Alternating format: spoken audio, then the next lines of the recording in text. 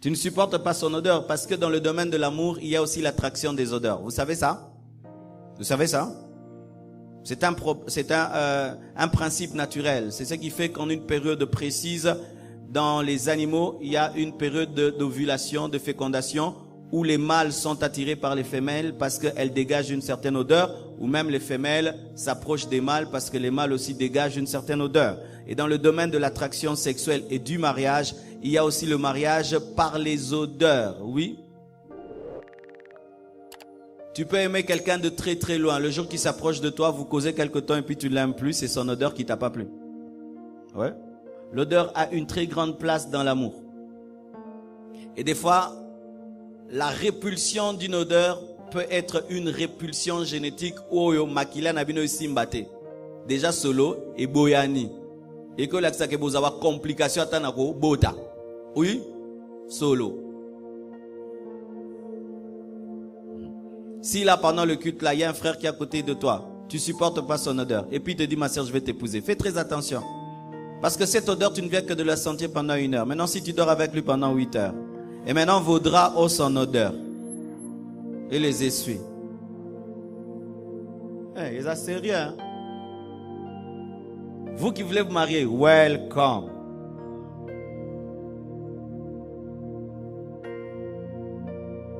On ne se marie pas obligatoirement. Amen.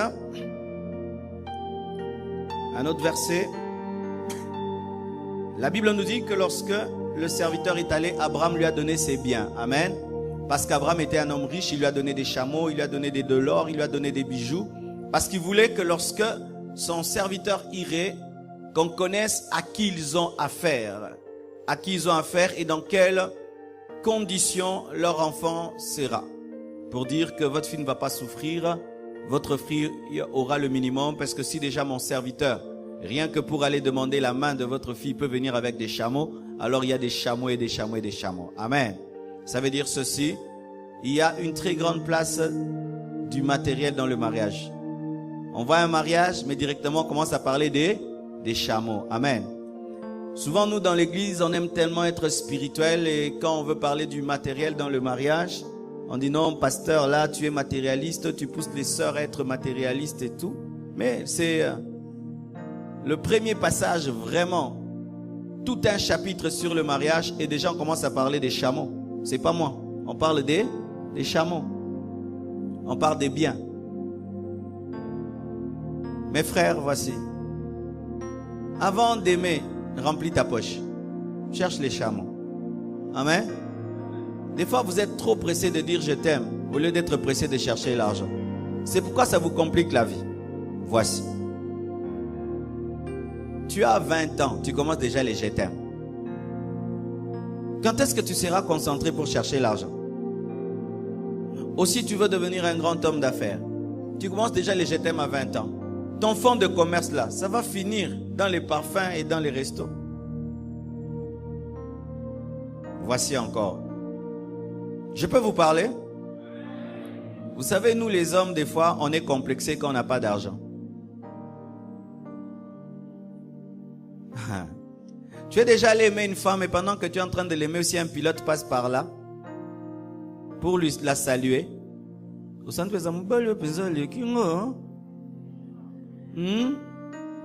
babou, il a raison.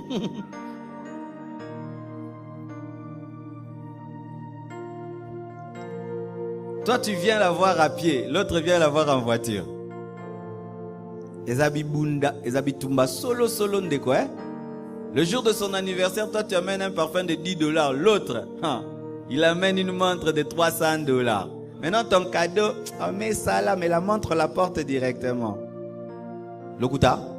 Et ça, la mate? Maintenant. Les hommes, souvent, quand tu n'as pas les moyens, tu es complexé.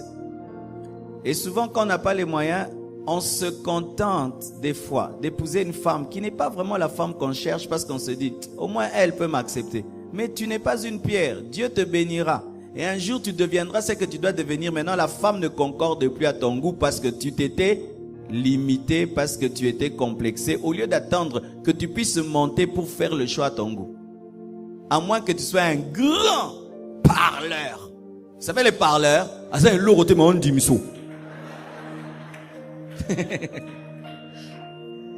Eux, ils sont terribles. Ils peuvent venir à pied. Mais ils prennent là où il y a des gens qui ont des voitures. Parce que ma loba. Mais si tu ne sais pas parler, Nero, ton dit ça t'a poché. À moins que tu saches parler. Et tu n'es pas complexé. Et tu sais où tu vas. Tu peux dire, même si je n'ai rien aujourd'hui, mais je prends celle-là. Dieu va m'élever, tu sais. Mais si tu ne sais pas, frère, au lieu de tomber dans un complexe, prends le temps. Pourquoi aujourd'hui des hommes de Dieu divorcent? Les hommes de Dieu aujourd'hui divorcent parce que lorsque Dieu les a appelés, eux pensaient qu'ils se limiteront à avoir une église de 100 personnes, ils se limiteraient à avoir un $500, ils se limiteraient seulement à être à Kinshasa. Et demain, Dieu les bénit, ils deviennent des grands hommes. Alors quand ils n'avaient rien, il y avait quand même une sœur qui l'appelait Montenanzambe. Il y avait quand même une sœur qui l'honorait. Il dit, ah, au moins, sœur Soisé de l'intercession peut dire oui à un homme de Dieu à plein temps. Au moins, la famille de la sœur Soisé peut accepter un homme de Dieu. Alors, ils sont allés là-bas par contentement. Mais demain, il devient un grand homme. Il se cultive. Il fréquente des milliers de milieux. Et lorsqu'il arrive dans ces milieux, les femmes maintenant de son goût commencent à l'aimer. Là, il dit, femme du ministère. Ah, Bambi Mwasneki et Kobo na jardinier. C'est l'une des causes des divorces des hommes de Dieu parce qu'ils s'étaient contentés. Ils ne croyaient pas qu'ils allaient devenir grands. Frère, tu seras grand. Amen. Alors ne faites pas des mariages par contentologie.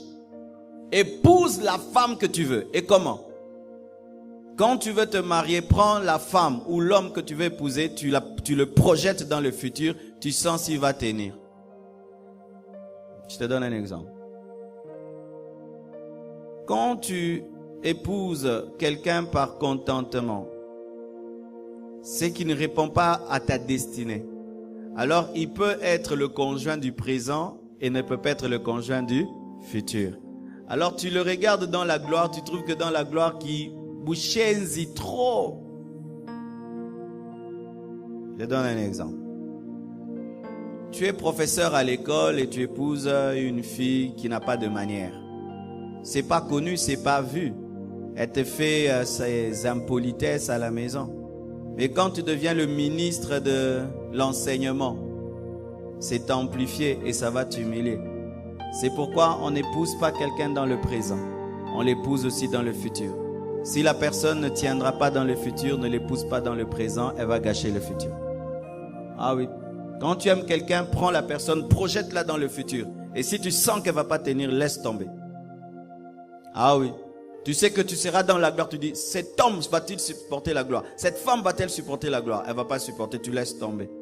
Si seulement de toutes petites choses peuvent l'enfler, l'enorgueillir, alors tu sais que dans le futur, ça va détruire votre vie. Amen. Mes frères, lorsque tu n'as pas les moyens, prends le temps de chercher l'argent. Des fois, vous faites des mariages qui vous humilient. Qui vous humilient. Tu te maries, mais 500 cotisations. C'est une honte. Je vous le dis aujourd'hui, c'est une honte. Liba la changa changa yaki zoba zoba. Où tout le monde a mis quelque chose, tout le monde. Le jour de ton mariage, tu passes faire part dans l'église. C'est honteux. C'est honteux de se marier et de faire part passe à l'église. Et vous pensez les gens à qui vous donnez les faire part ne parlent pas? Ils parlent. Ma soeur, un homme veut t'épouser avec des faire part. Interdis-le, il est en train de t'humilier. De t'humilier. Ou vous allez passer dans toutes les maisons, demander avec sa fiancée. Il passe dans toutes les maisons, demander, on va se marier. C'est humiliant. C'est humiliant. Vaut mieux vous marier avec honneur devant 10 personnes dans une maison. Pas de salle de fête, pas de fête, mais c'est avec honneur que de faire un grand mariage rempli de honte. Parce que des fois, vous voulez faire des mariages grands, mais vous n'avez pas les moyens. Vous voulez faire des mariages comme. Est-ce que vous avez les moyens comme? Alors maintenant, vous allez vous endetter, vous allez demander, vous allez quémander, vous allez demander, vous allez quémander. Et puis vous faites un mariage dont les gens se moquent. Et ils viennent même dans vos fêtes avec un esprit de domination. Moi, j'avais contribué avec autant. Il faut telle place, n'est-ce pas? Telle chaise. Moi, si j'ai mes 10 invités, moi, si j'ai mes 50 invités. Ainsi, tu vois même un marié, le jour de sa fête, n'est pas commandé. On dit, musique à Moukile Beta. Eh, tiens, ensemble là. Musique à Moukile Beta. Moi, personne qui s'en met de l'an, musique à Moukile Beta. Yes, non, personne qui s'en met de l'an, seconde. Musique à Moukile Beta. 14e prophète est bêté. Na fête à Nani, il y a frère. Pourquoi? Tu es allé chercher des choses trop grandes. Ah, donnez-moi un amen. Des fois même, c'est étonnant. Hein? En Europe, les gens ont les moyens et ils font des mariages simples. Mais nous, on n'en a pas les moyens, mais on veut faire des mariages de millionnaires. Hein? Chez Béatrice. Pourquoi vous voulez tous vous marier chez Béatrice? C'est l'orgueil. Et d'ailleurs, j'ai remarqué. La plupart des mariages qui ont des chichichis et des tralala et où mélananoté. Hein? Bah chichichi, bah tralala. Hein? Moi, je filme, mais après, hello, exacté. Give me a man. Oui. Moi, tamba kotaki, minda ble, tamba salaki. Après, sugika wana. Kuna, ba minda mwinduka. Mais d'autres se marient dans la simplicité. Ils vont manger leur foufou, et puis ils s'aiment, ils grandissent, ils deviennent des grands hommes. Et les autres, ils casquent tout des dettes, ils vident la caisse. Comment tu peux vider ta caisse pour te marier? Et maintenant, si vous tombez malade la nuit,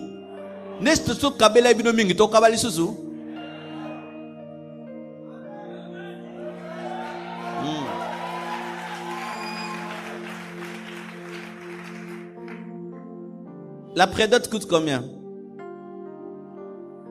$1000. $1000, hein? Les parents d'aujourd'hui. $1000 la prédote. Le civil coûte combien? Les jeunes mariés, vous venez de marier, non?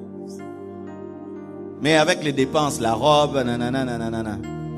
Mettons 600, $1000, puis 600. La dot coûte combien? 2000, mettons. Tu es dans les 3600. C'est bon? Le religieux coûte combien? 5000 minimum, n'est-ce pas?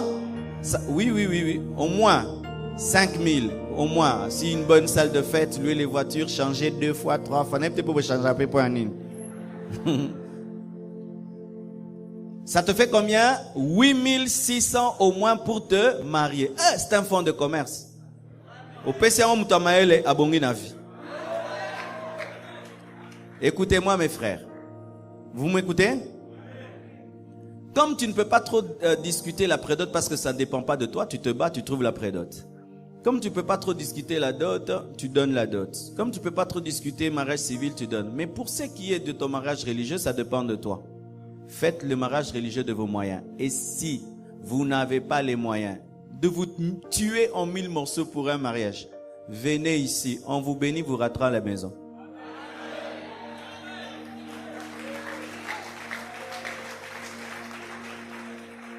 Il y a une star de la musique anglaise, milliardaire, qui a fait un mariage devant 10 personnes et qui entre dans une VW. On écrit Just Married, ils s'en vont, 10 personnes, ça le va. Mais nous, tu n'as pas les moyens, tu vas inviter même des gens que tu ne connais pas. N'est-ce pas que dans les mariages, n'est pas Zolia. Vrai ou faux? Vous savez, nous sommes des Congolais, il faut qu'on réfléchisse. Hein? Et bizarrement, c'est l'orgueil et la vanité qui nous appauvrit. Vous voyez maintenant 2 couples qui commencent le mariage à 0. Et vous savez, la plupart des temps, pour souvent les frères en Christ, la grossesse, c'est quand? Le même jour. Ah oui? Ah oui. C'est seulement le même jour que grossesse. C'est-à-dire, du mariage à la grossesse. Du coup, tu as une femme qui est enceinte. Maintenant, il faut aller à l'hôpital et tout, mais tu n'as rien. C'est ainsi que tu vois des gens qui se marient pendant 1 année, 2 ans. C'est la traversée du désert. Pourquoi? Ils ont vidé tout pour se marier. Et ce qui est drôle au Congo, une fois qu'on vient de se marier, tout le monde suppose que vous êtes riche. Tout le monde commence à venir manger. Et dans les cadeaux, il n'y a rien. Des montres, des montres, des montres, des montres, des montres, des horloges, même des papiers hygiéniques. Ah oui, moi on m'avait offert des papiers hygiéniques. Alors tu te maries content sur les cadeaux et sur les enveloppes. Les enveloppes, ça cache des 500 francs. Les enveloppes, non, et vous commencez à faire des mariages matérialistes où vous chassez vos amis. Vous n'invitez que des gens qui vont vous donner des cadeaux. Tes amis de l'enfance qui ont grandi avec toi viennent pour le mariage parce qu'ils n'ont rien à te donner. Et tu vas inviter des papas de l'église avec lesquels tu ne causes pas, des mamans de l'église avec lesquelles tu ne causes pas. Quelle cupidité, quelle honte, des mariages honteux. Honteux. Honteux. Yo koza osolana papa na église. Mariage en bongo. Tes vrais amis, tu ne les invites pas le jour de ton mariage. C'est pourquoi vous avez des mariages sans joie. Personne ne danse. Est-ce que ces papas-là vont danser? Tes amis ne sont pas là parce que eux n'ont pas de cadeaux. Tellement qu'il y a le matérialisme dans les mariages. Avant même le jour du mariage, tu vas inviter des papas riches et des mamans riches de l'église qui même ne viendront même pas à ton mariage. Et il y a plein de vide dans la salle pour une salle très chère. Et la nourriture reste vous jeter.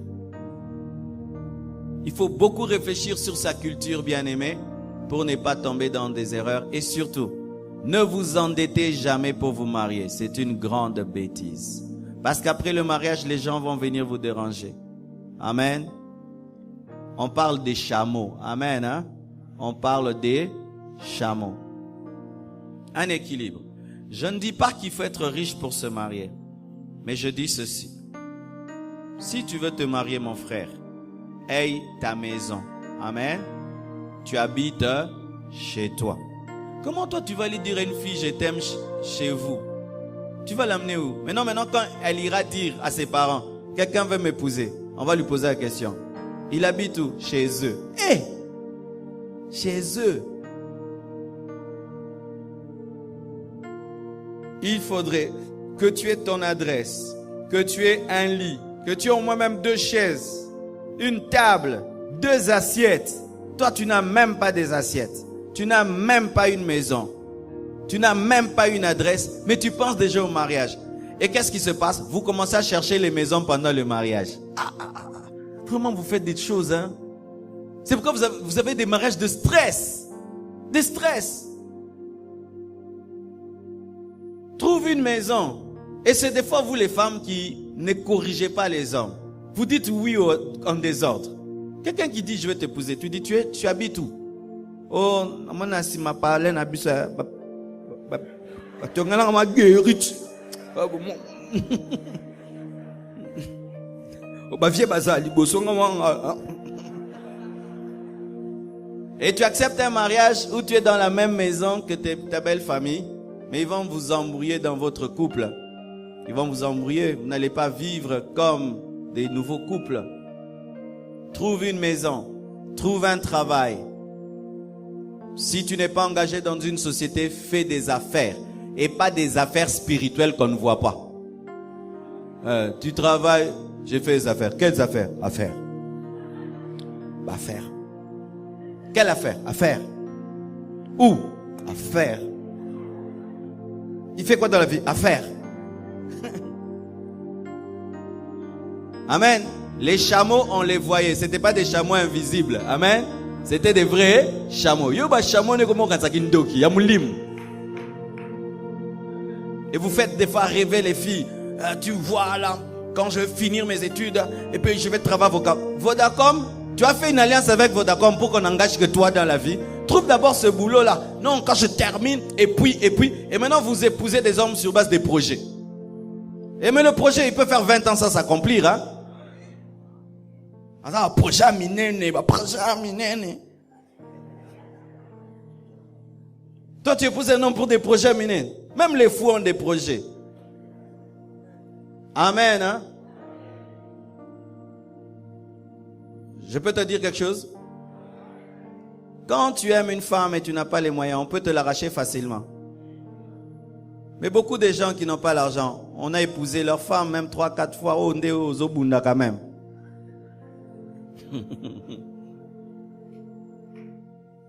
Toi, tu l'as fait perdre le temps. 2 ans, tu ne l'épouses pas. Un homme vient et dit, moi, je suis prêt.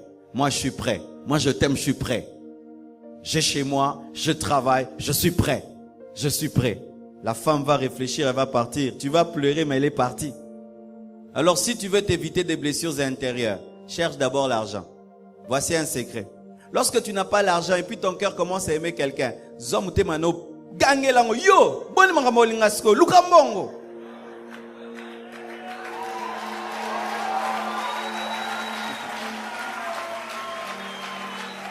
oui, tu vas me conduire dans des problèmes comme ça, des crises. Non, c'est pas le moment. Tu parles à ton cœur parce que des fois le cœur peut commencer à aimer quelqu'un mais ce n'est pas le moment. C'est pourquoi la Bible dit ne réveille pas l'amour avant qu'il le veuille. Il y a un temps pour réveiller l'amour, un temps où l'amour se réveille, tu endors l'amour. C'est pas le moment. Non, c'est pas le moment. Il faut te discipliner. Amen.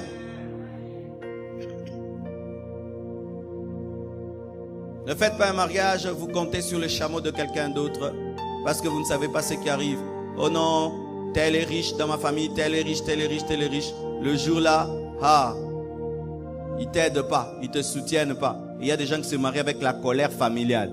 Oh yabou, famille mobi me sunginga te si mo mo te kino linga, biso to linga kina yo. Famille mobi me tukungo. Yo mkolo boy.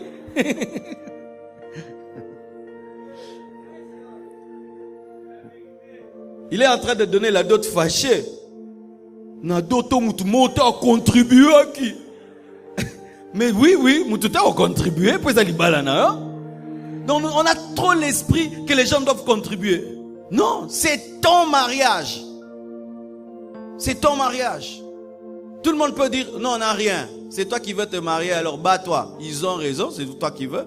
Ils sont pas obligés. Ils sont pas obligés. Il y a des gens maintenant qui veulent obliger les gens à contribuer à leur mariage. Non, c'est toi qui vas te marier. Bats-toi. Bats-toi.